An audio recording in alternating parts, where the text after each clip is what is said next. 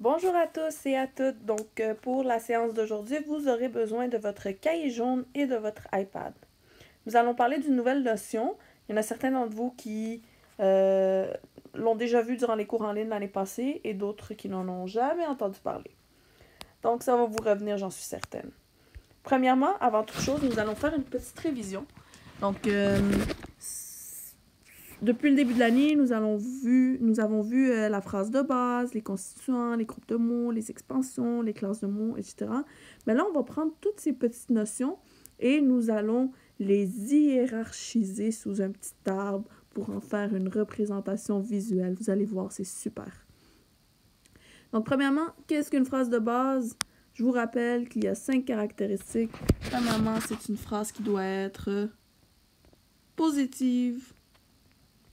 On va faire un petit bonhomme qui court, donc c'est active, personnelle, déclarative et neutre. Donc 1, 2, 3, 4, 5. Super. Quelles sont les 3 constituants d'une phrase de base? Donc je vous rappelle, il y en a 2 obligatoires et 1 facultatif. On a le GN, qui a pour fonction le sujet de la phrase. On a le GV, qui a pour fonction le prédicat de la phrase. Et nous avons la fonction de CP, qui peut prendre la forme de n'importe quel groupe de mots qu'on a vu en classe, par exemple, un G-prep. Okay? Si nous avons, par exemple, un groupe de mots, le sapin vert. À quel groupe de mots ça appartient, ça?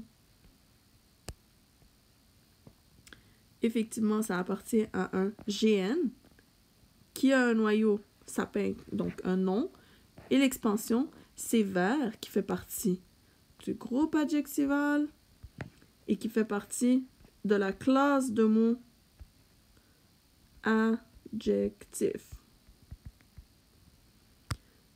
Donc, vous allez prendre toutes ces notions-là et vous allez apprendre aujourd'hui comment faire un bel arbre syntaxique. Donc, prenez votre cahier jaune à la page 37, surligneur en main crayon. Donc, premier paragraphe, vous allez voir à quoi ça sert. En fait, ça permet de visualiser une phrase divisée en parties qui, une fois réunies ensemble, doivent former un tout cohérent. Ça veut tout simplement dire avoir une représentation visuelle de la phrase divisée. Okay?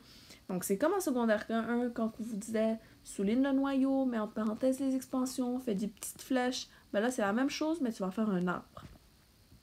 C'est vraiment important de souligner aussi le dernier mot du paragraphe qui est niveau hiérarchique. Donc, on ne va pas les mettre n'importe où, on va procéder du haut jusqu'au bas avec une structure particulière. Pour faire cela, il y a une méthode à suivre. Donc, la méthode, dans l'étape numéro 1, vous avez comme 2 étapes dans l'étape numéro 1. Donc, vous devez vérifier si c'est une phrase de base. Si on vous donne une phrase, par exemple, négative, vous devez la transformer en positive. Si on vous donne une phrase passive, vous devez la mettre en phrase active. Deuxièmement, dans le point 1, donc 1.2, vous devez la replacer en ordre. Donc, tout le temps dans l'ordre du sujet, prédicat, CP. Numéro 2, vous devez inscrire un P en haut et au centre de la feuille. Donc, P pour phrase. Numéro 3, déterminer les constituants de la phrase. Donc, vous me dites, est-ce que ça, jusqu'à là, c'est le GN, ici, jusqu'à ça, c'est GV, etc. Donc, vous devez m'indiquer les constituants de la phrase. Vous pouvez les souligner d'une couleur chacune. Numéro 4, vous déterminez le groupe de mots. Donc, spécifique, expansion, ce que je veux dire par spécifique, c'est le noyau. Et finalement, vous déterminez la classe de mots. Donc, tous ces points-là, c'est mon propre résumé, mais vous devez faire le vôtre sous les points que vous comprenez. Et vous devez les retranscrire dans le cahier de stratégie. Super important. Ensuite, donc, rien ne va vous faire comprendre mieux qu'un exemple. Donc, on va prendre le premier exemple à la page, si je ne me trompe pas, 38. Vous l'avez déjà, mais je vais vous l'expliquer en détail. Donc, premièrement, ok, on sait que c'est une phrase de base, très bien. on doit s'assurer qu'elle est en ordre. Est-ce qu'elle est en ordre? Donc, on a le GN ici. On a le GV, réserve le gymnase. Et on a lorsque les locaux de danse sont disponibles. Ah, c'est mon CP. Est-ce que c'est en ordre, sujet, prédicat, CP? Oui, super. Deuxième étape, écrire P en haut au centre. P en haut au centre.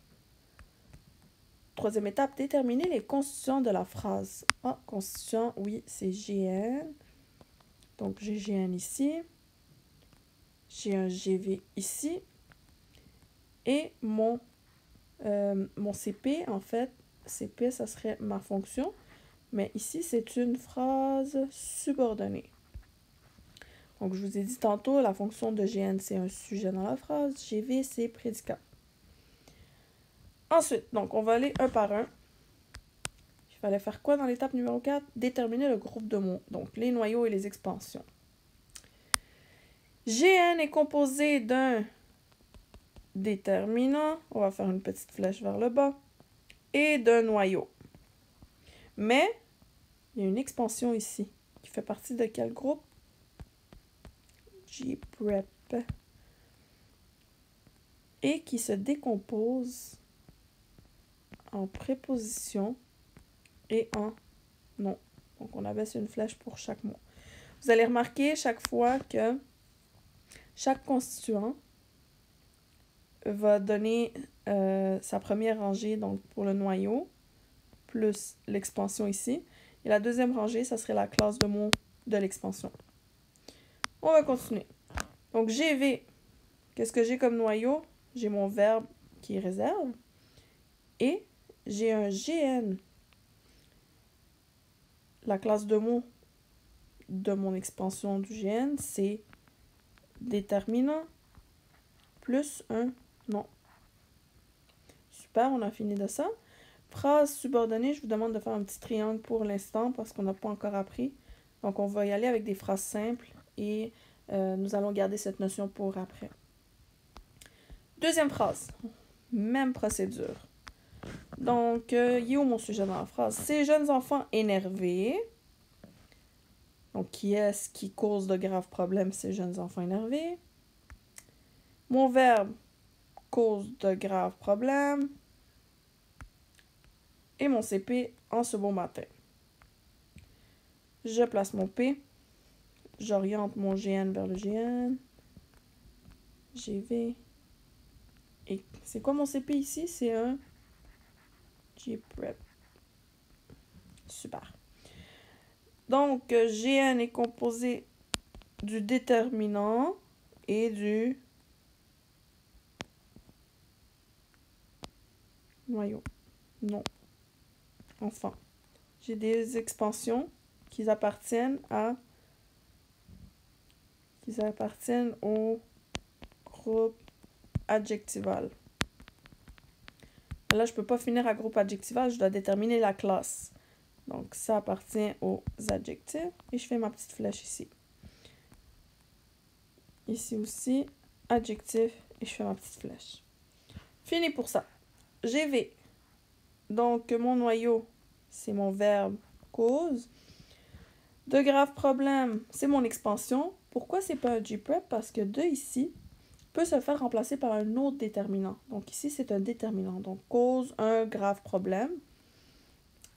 Donc, il fait partie du GN et non d'un Gprep.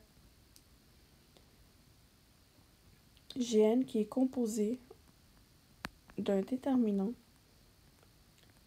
d'un nom et d'une expansion dans une expansion qui appartient au gauge. Et j'indique tout le temps la classe pour finir. Et je fais une petite flèche vers le bas. Essayez de le faire un peu plus droit que moi. Le Gprep, vous avez la préposition, donc ici, plus un GN. Le GN qui se divise encore une fois par un déterminant. Le nom, c'est matin. Et beau, c'est quoi? Groupe adjectival. Mais je peux pas finir comme ça, je dois mettre la classe. Donc, il appartient à la classe adjectivale. Et je fais une petite flèche. Donc, vous pouvez le reproduire dans votre cahier. Donc, vous pouvez faire une petite pause à la vidéo et essayer de le faire, le troisième tout seul. Donc, attention, dans ce cas-là, vous devez mettre le CP à la fin de la phrase. Et vous devrez écrire la phrase toujours à la fin. Donc, une fois que vous l'avez fait, vous pouvez comparer votre réponse avec la mienne. Donc, P en haut, j'ai mon sujet qui est les étoiles, éclaire vraiment le ciel en cette splendide nuit d'été. Donc, mon prédicat, c'est un GN. Excusez-moi. Je veux dire, les étoiles, c'est mon GN. Mon GV, c'est éclaire vraiment le ciel. Et mon CP, qui est encore un G-Prep, c'est en cette splendide nuit d'été. On va commencer par le GN. Donc, déterminant et non. On n'a pas d'expansion, donc ça finit là. Le GV, on a le verbe, qui est le noyau. On a un groupe adverbial. Ah, pardon. On ne peut pas finir ici, on doit inscrire la classe. Donc, la classe adverbe et faire la petite flèche. On a aussi un GN. Donc, mon GV il est composé d'un verbe plus un groupe adverbial plus un GN. Le GN se décompose par un déterminant, un nom. Le G-Prep, donc on a une préposition qui est le en. Encore une fois, essayez d'aller plus droit que moi. Et on a un GN. Le GN, comme d'habitude, on a un déterminant. Le noyau, c'est nuit, donc mon nom, c'est là. Splendide, il fait partie de quel groupe? Gage. Et on doit tout le temps indiquer la classe. ADJ, petite flèche. Et j'ai DT qui vient compléter mon nom nuit. Donc, on va ajouter une petite branche à GN. On va ajouter un G-Prep qui est décomposé par une préposition. Donc, prep sur le D et un nom relié à été. C'est pas super beau, mais encore une fois, essayez de faire de votre mieux. Donc, ce que je vous demanderais de faire à la suite de ça, en équipe de 2, que ce soit par FaceTime, par un Meet, par téléphone, ou même vous pouvez bien le faire seul. Donc, je vous demanderais de faire les 3 arbres syntaxiques suivants, et on va les corriger une autre fois en classe. Donc, première phrase, plusieurs adultes stressés achètent des billets de loterie. Deuxième, depuis une semaine, virgule, le vieux chat a trouvé une famille d'adoption. Et 3, le vendeur de pommes n'est pas placé en bas de l'arbre. Donc, faites attention, il faut vraiment replacer les phrases en ordre et s'assurer que ce soit une phrase de base. Autre chose que j'ai à vous dire, c'est de créer un dossier. Appelez-le arbre syntaxique et mettez-le dans la section grammaire si vous en avez une. Sinon, essayez de vous organiser comme vous pouvez dans Notability. Donc, en fait, chaque fois qu'on va faire des arbres syntaxiques, essayez de les mettre toutes dans le même document. Comme ça va vous servir de révision.